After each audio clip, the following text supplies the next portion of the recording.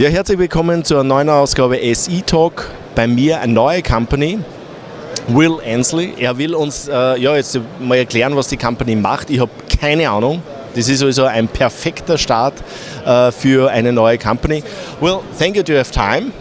And I told this in my introduction in the German, I have no clue about your company. Okay. So that's the perfect start that you can say everything. Okay. And the most important thing for us is which area you are, what you are doing, what you are planning. Sure. Okay. Please start. Want me to hold this, or are you going to hold it? No, Okay. I'm a control freak, so. No. Okay, good.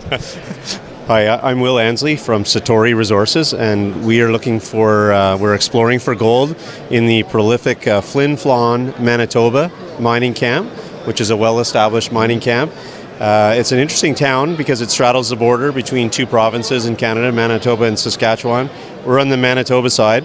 Manitoba, I'm not sure if you're aware of this, Joe, but Manitoba was just in the Fraser Institute released their annual rankings, and Manitoba was ranked the second best place in the world for mining investment. So that speaks a lot to the jurisdiction. So we're very pleased to be there in Flin Flon, Manitoba. We have a gold asset that was a past-producing mine. It produced from 1987 to 1989, and it produced about 48,000 ounces at about 6 grams per ton. So a healthy grade. So we have... How deep they produce? It's more shallow? Or it's pretty shallow. There is development. There's a ramp that goes down to 320 meters. Yeah, and there's the main zone. It's called the main zone. Not too creative, but anyway... and we just issued a resource on that, and we have 240,000 ounces at 6.32 grams. Still now? Okay. Yeah. So what is the potential? Oh, the sky's the limit. There's lots of gold, lots of showings. There's targets all over the property, shear structures and folds.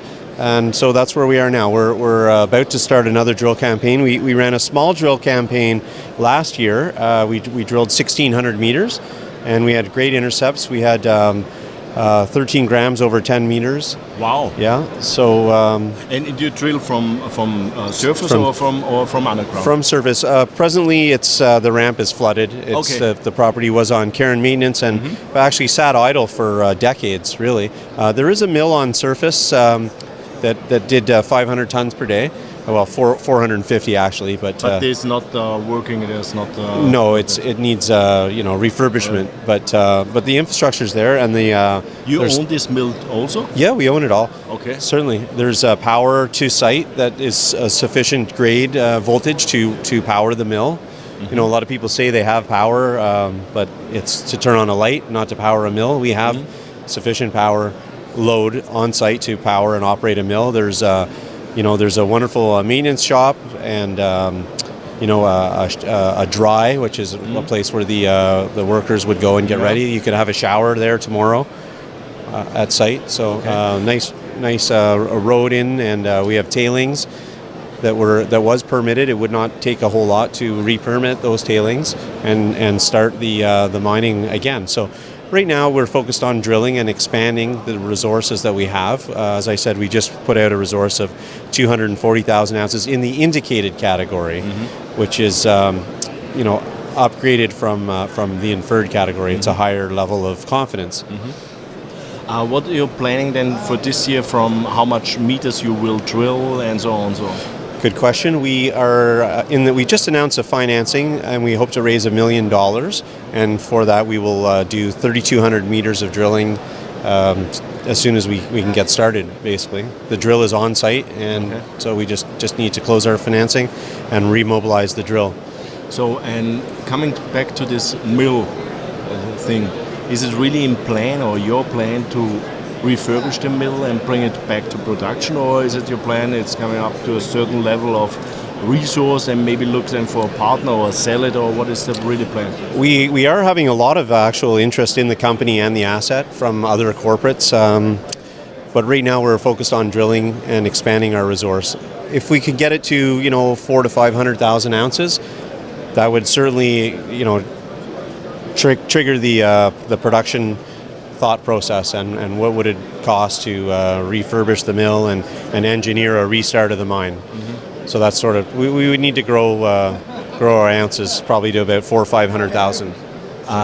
Coming to the share structure, you say, okay, before the financing, what you're now doing, but how looks the share structure now? Sure. The company's been cleaned up. It was rolled back on a 10-for-1 consolidation, and we have 20.5 million shares outstanding currently, and some warrants and some options. Yeah. So with our current market, current share price is about 18 to 20 cents in that range, and so our market cap's between $4.5 million. So pretty inexpensive. And I would like to point out that if you had to replicate all there's 2,100 meters of development, underground development, stoping levels developed, the surface infrastructure, there's a vent raise to surface from 275 meters.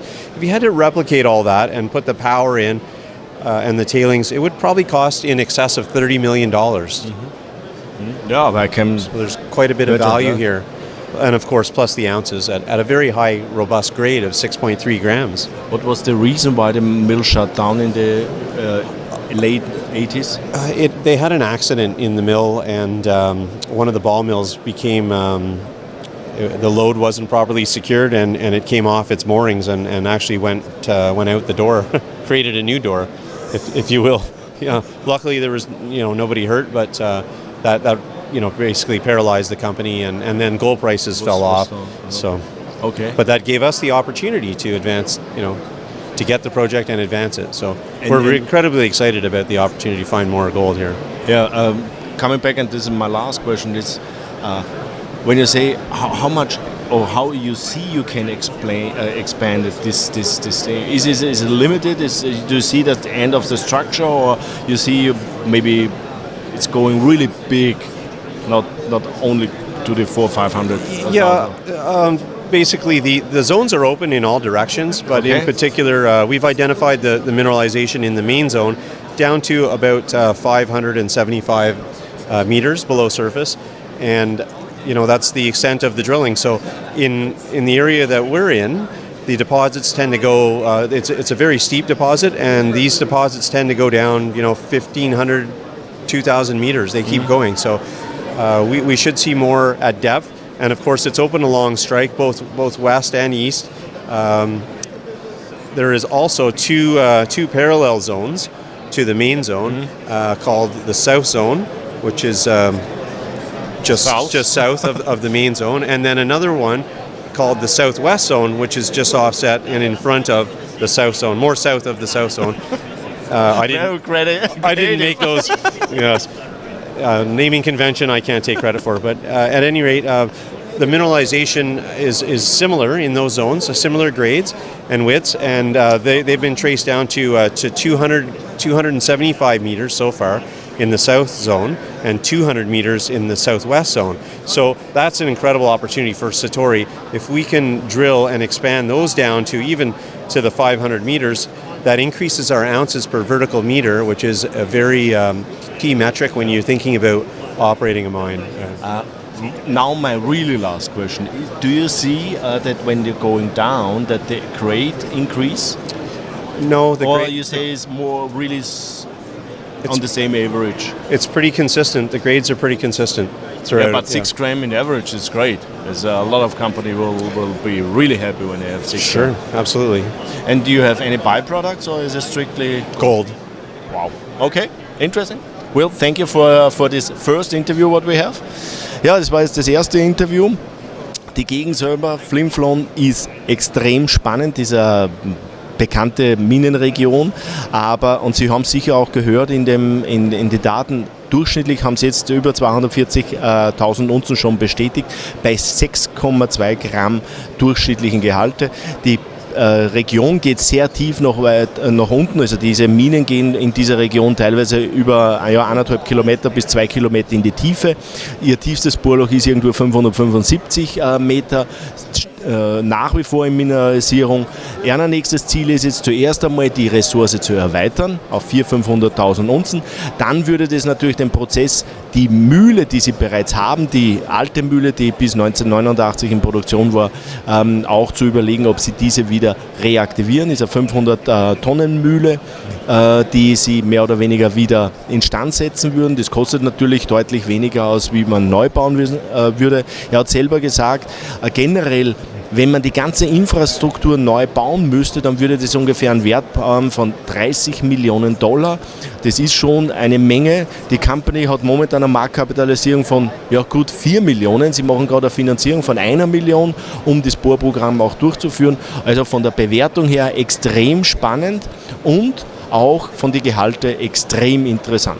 Ja, war ein spannendes Update von der PDAC 2017 und von Will Ansley. Thank you. Thank you, Joe. Nice to meet you. Nice to meet you. Thank you.